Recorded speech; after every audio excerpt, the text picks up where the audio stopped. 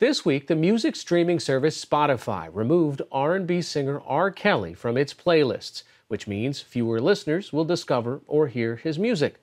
Why R. Kelly? In part because of the online campaign hashtag #MuteRKelly. There are demands for investigations into allegations he abused women of color over the past 20 years. Kelly performed last night in North Carolina. The singer is not currently charged with any crimes.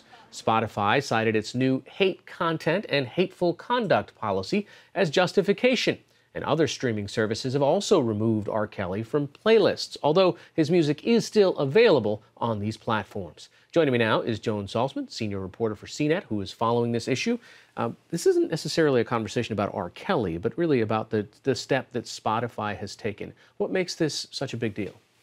Well, for one, Spotify is the biggest streaming music service at a time when music streaming is becoming the most popular, most common way that people are listening to music. So it's a stake in the ground, a very definitive step that it will make editorial judgments about not only the content of music, but the conduct of the artist itself. And those judgments can have real repercussions on artists' livelihood.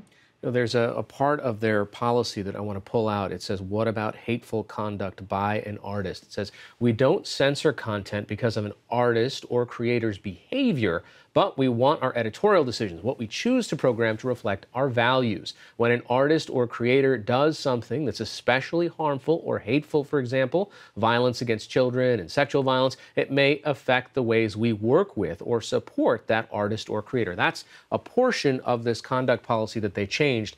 That seems well and good, but what is the threshold for when it's determined that someone actually did something? If he hasn't been convicted of a crime, usually you can say, well, this is a criminal conviction. A jury of your peers have found that you did this wrong. This isn't that. Exactly. That's why it's interesting. R. Kelly hasn't had a criminal conviction. He's not charged with anything right now. And there's another artist that they have also said at the same time that they're not going to be promoting. He hasn't been convicted of any crime either. So what it does, even though it makes a firm stake in the ground that Spotify is willing to exert this editorial judgment, it muddies the waters about what that judgment is and how they're going to be applying it. And what kind of revenue are we talking about? When, I mean, on the one hand, artists always complain that they're getting such little money from royalty, but if you're not somebody who's like R. Kelly and who's still touring, how much does Spotify actually end up helping your music? Spotify is not critical, but it's a crucial element to an artist's livelihood, especially as consumption of music migrates over to streaming rather than getting an iTunes download or buying a CD.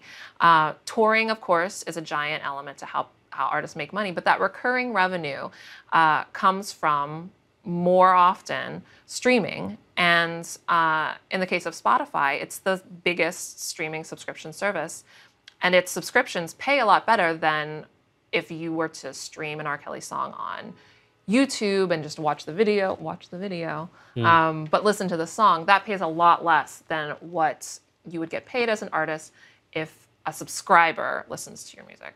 There's a long list of artists whose behavior we have either tolerated or set aside to enjoy their music, right? So what is the kind of, how far back do they go? Now, is Spotify willing to put all of these different artists and all of that music off of their playlists if that's the step that they're willing to take?